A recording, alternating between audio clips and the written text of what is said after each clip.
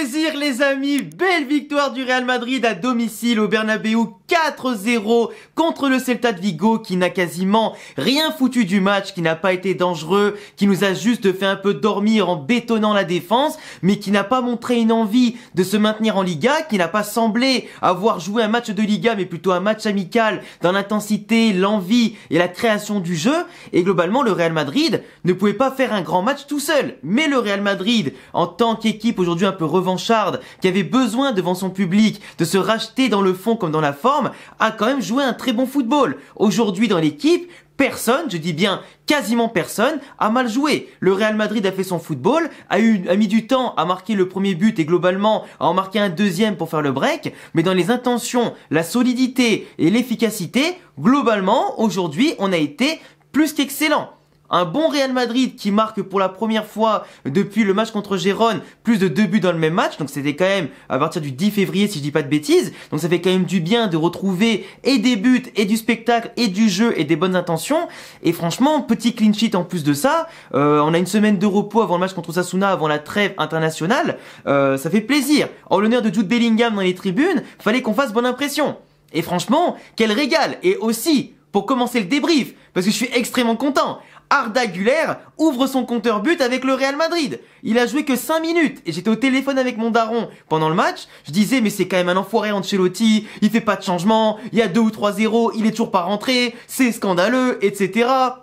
Tony Kroos, je l'adore, mais il peut quand même faire jouer d'autres personnes, c'est pas grave, etc. S'il joue pas, moi je veux Arda Güler, il rentre et là, Tony Kroos, comme un symbole, qui sur le coup franc se relève, la joue, hyper malin, Dani Ceballos avec son toucher de balle monumental, qui s'écarte, qui la remet plein axe, bel appel d'Arda Güler, qui dribble le gardien et qui marque.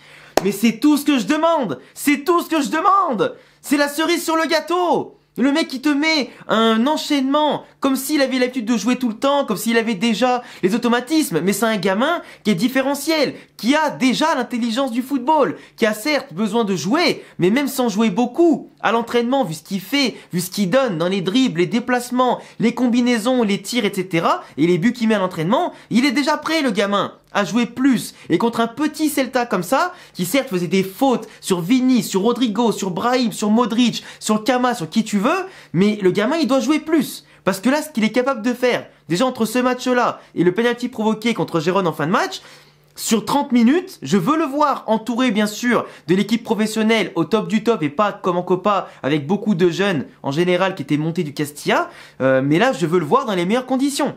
Il est capable de rentrer dans la rotation, il a le niveau, il a cette intelligence, ces déplacements que je veux voir sur une mi-temps ou plus. Et vraiment c'est trop bien pour lui, tu vois. Malgré les critiques, les blessures, tout ça, il rentre, il marque, il fait son taf. Il a rentabilisé ses 5 minutes de jeu. Et en plus, tout le monde était hyper content pour lui. Et j'ai trouvé ça magnifique. La célébration, non pas de lui, mais de tout le monde, tu vois. Et le Real Madrid actuellement, dans le vestiaire, au-delà des supporters, bien sûr, c'est une famille. Et tout le monde se soutient dans les coups durs. Il y a une concurrence qui est faite. Mais elle est saine. Et tout le monde se tire vers le haut. Et c'est ça qui est beau. Et c'est pour ça que dans toutes les situations, cette équipe est incroyable. Et que je vous le dis, elle me fait beaucoup plus vibrer cette génération-là, peut-être, que celle qu'on a eue avec Cristiano Ronaldo et Benzema, Gareth Bale, toute la clique, qui paraissait quand même beaucoup moins famille qu'aujourd'hui. Et le noyau dur de tous les jeunes qu'on a, ils sont tous à fond pour le Real Madrid. Ils sont tous madrilènes à la vie, à la mort. Et je peux te dire que les 10 prochaines années, avec Mbappé qui va arriver cet été, on va tout rafler, frérot. On va tout rafler. Les records, on va tous les exterminer. S'ils ont tous cette progression, cette mentalité de jouer pour le groupe et pas que pour leur ego, ça va être incroyable. Mais sinon, pour recentrer un peu plus, bravo Arda Güler en tout cas, on a Vinicius aujourd'hui qui a fait un match stratosphérique. Mais quand je dis stratosphérique, c'est stratosphérique. Le mec, il est devenu à l'affût sur un coup de pied arrêté, balle repoussée, c'est lui qui marque le but en tirant 2 fois, mais il était là où on l'attend. C'est pas la chance, c'est il était là au bon endroit, au bon moment. Preuve que petit à petit, quand il s'y met et qu'il joue comme il faut, il passe des paliers. S'il commence à marquer des buts de renard comme ça, pour élargir sa palette en vitesse, en dribble ou même sur quelques centimètres, il est capable de te mettre des petits ponts, décrocher, d'aller chercher la différence. Il est phénoménal. On parlait souvent de Neymar pour sa capacité d'élimination, mais Vinicius en élimination, aujourd'hui, pour les joueurs en activité et pas blessés, c'est peut-être le meilleur au monde. Franchement, il est incroyable. Et mis à part le moment où j'ai failli péter un plomb sur lui, parce qu'il a poussé encore une fois un mec qui certes lui a tiré le maillot avec un autre sur plus de 20 mètres, 30 mètres, et l'arbitre aurait dû siffler dès le début, parce que Vinicius n'est pas protégé par les arbitres. Et les arbitres doivent protéger les joueurs comme ça. Dès qu'il y a une faute ou machin, tu dois siffler, au lieu de laisser envenimer la situation. Vinicius, là, il doit se taire. Il doit se relever. Il y a eu la faute, ok c'est chiant, ok il y a la tension qui monte, ok les arbitres te protègent pas, mais c'est pas en criant et en poussant l'adversaire que les arbitres vont plus te protéger. Parce que contre Leipzig, il aurait pu prendre un rouge. Pas forcément dû, mais aurait pu prendre un rouge. Là, c'est pas aussi grave que la dernière fois, parce qu'il prend pas à la gorge et tout. Mais je veux dire, et que Mingueza se laisse tomber aussi, comme celui de Leipzig. Mais un jour, tu vas tomber sur un arbitre qui va te mettre le rouge et qui va mettre le Real Madrid dans la merde. Il y avait 1-0 à ce moment-là, mais si t'as un Celta qui se réveille à 11 contre 10, ben ça peut mettre le match un peu compliqué, tu vois. Et dans d'autres situations, comme en Ligue des Champions, ça pardonne pas de prendre un rouge en match. C'est pas comme un championnat où t'as plusieurs journées. T'as que un aller et un retour, il suffit de rater un match sur deux pour te niquer la qualification. Mais sinon Vinicius, qui ensuite met la balle dans le paquet et c'est le gardien et le défenseur qui se la mettent tout seul pour le troisième but, mais sinon il a fait tout ce qu'il fallait aujourd'hui. Brahim Diaz, dans l'activité, les déplacements, les prises de balles, tout ce qu'il a bonifié, les occasions qu'il a amenées. Mais frérot, mais Brahim, vous savez, je suis amoureux de ce joueur. Et quand Bellingham n'est pas là et qu'il s'exprime face au jeu à son poste, c'est phénoménal. Et pour moi, Brahim, je le répète, il doit être titulaire à la place de Rodrigo. Rodrigo, aujourd'hui, plus le match avançait, plus il a été fantomatique et transparent. Et d'ailleurs, c'est pas pour rien qu'Ancelotti l'a sorti. Parce que même si Rossellou, poste pour poste, a porté ses points de fixation, ce côté physique, ses tenues de balle, en tout cas dos au jeu, etc., et les déviations qu'il pouvait faire, ben Rodrigo ou Brahim, d'habitude, c'est toujours Brahim qui sortait, même quand il était exceptionnel. Là, Rodrigo, il sort, et c'est normal. Parce que mis à part quelques prises de balle en première mi-temps, dans les dribbles, les passes et les débordements, etc., et ce qu'il peut apporter face au jeu en tirant, ben c'est famélique. Dès qu'il a les cages ouverts, il tire sur le gardien, et des frappes faibles en plus, même pas un côté, un angle ou quoi que ce soit. Et Rodrigo aujourd'hui, c'est un joueur qui est capable de faire la différence, de bonifier des ballons, mais qui dans l'efficacité de la dernière passe ou du dernier geste, ben en ce moment il n'y est pas, et ça dure depuis 13 matchs comme ça. Et il a de la chance qu'il n'y a pas plus de concurrence au Real Madrid avec des joueurs de plus haut standing, mais là tu rajoutes Mbappé dans l'effectif, Rodrigo, je suis sûr qu'il a plus que des miettes. Si Arda Güler monte en puissance et Brahim Diaz justifie enfin dans la tête d'Ancelotti sa place dans la hiérarchie, Rodrigo, il va se déclasser de plus en plus. Et même si le temps de jeu, ça apporte de la confiance, là, il a trop de temps de jeu par rapport à ce qu'il rend en termes de rendement.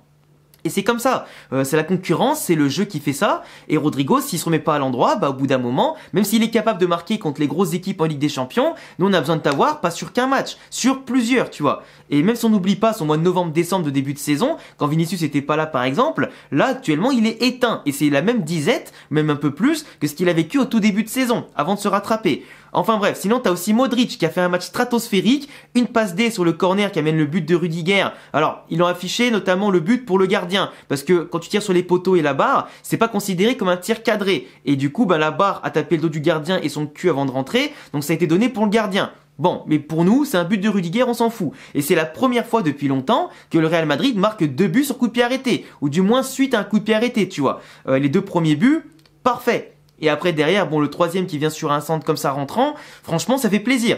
On va pas cracher dessus. Là on retrouve la marche en avant, on n'a pas été inquiété derrière quelques occasions vraiment forcées du Celta, mais vraiment pas trop débordé, on n'a pas lâché des ballons un peu bêtement. Il y a eu des fois des passes latérales, plein axe, ratées, tu sais pas pourquoi, des dégagements un peu foireux, mais sinon les sorties de balles étaient intéressantes. T'as des joueurs comme Mendy, qui était pas capable des fois de bien contrôler le ballon, qui le mettait en touche tout seul sur des doubles contrôles un peu aberrants, mais sinon tout le monde aujourd'hui a participé, a gardé son poste, a dépassé sa fonction comme il le fallait, parce qu'on avait plus d'aise que le Celta pour déployer du jeu, se replier facilement. Je crois que quand le Celta ils avaient le ballon, on tardait pas plus de 10-12 secondes à le récupérer. Donc à partir de là, on avait un pressing qui était en place, tactiquement on était intéressant, et on a vite éteint le moindre incendie, la moindre étincelle qui pouvait s'aligner sur le terrain, ou se déclencher sur le terrain. Sinon, après Real Madrid, il y en a un dont j'ai pas parlé pour l'instant, c'est Camavinga. Camavinga, qu'est-ce que je peux dire de plus? C'est peut-être l'homme du match, avant l'enchaînement des buts, c'est peut-être l'homme du match. Le mec qui te fait des râteaux, des récupérations, des percées de balles. Non mais attends, mais le mec est zinzin. Sur les corners, il y allait encore mettre les têtes, qui frappe plusieurs fois, même plus que Valverde, qui à un moment donné m'a fait trop rire, parce qu'il a tiré dans les pieds de Vasquez, limite à le faire tomber. Comment il s'appelle? Camavinga, il est partout, il est impressionnant, et vraiment, il a un volume de jeu, une polyvalence, et surtout une capacité à se projeter, et à rendre fou l'adversaire, mais c'est un joueur total. Pour moi, en 6, il est un peu trop limité par rapport au 8, tu vois, quand il est un peu plus haut et qu'il laisse Tchouaméni en 6. Mais en 6, c'est la régale, c'est de la régalade. C'est du régal football, du régal Madrid, du régal Camavinga. Et franchement, on peut être que chanceux d'avoir des joueurs comme ça. Franchement, je te dis, aujourd'hui, je suis content de tout le monde. Rudiger, Nacho, même si Nacho peut être un peu en dessous de Rudiger ou des autres, mais ça allait en tout cas dans les interventions. Lunin, pas trop inquiété, donc ça va. Mais après, Vasquez, qui a fait son match, même si des fois il a fait des petites boulettes à la relance, machin, mais ça a été toujours très minime. Pas beaucoup de pertes de balles, pas beaucoup débordé de son côté. Il a apporté ce qu'il pouvait offensivement du moins. Et franchement, non, on a eu un Real Madrid d'aujourd'hui tranquille. Et les rentrants, Ceballos qui fait sa passe D, Arda Güler qui marque, Rossellou qui apporte un peu de volume devant, Kroos qui donne quasiment la balle juste avant le but d'Arda Güler. Qu'est-ce que tu veux dire de plus? Franchement, tout le monde a participé, ça a été bon, pas de blessure. L'arbitre qui a laissé trop jouer et qui aurait pu, en tout cas aussi, siffler davantage de fautes pour le Real. Manquillo, par exemple, qui a fait des fautes sur Vinicius, qui a pas pris de carton jaune.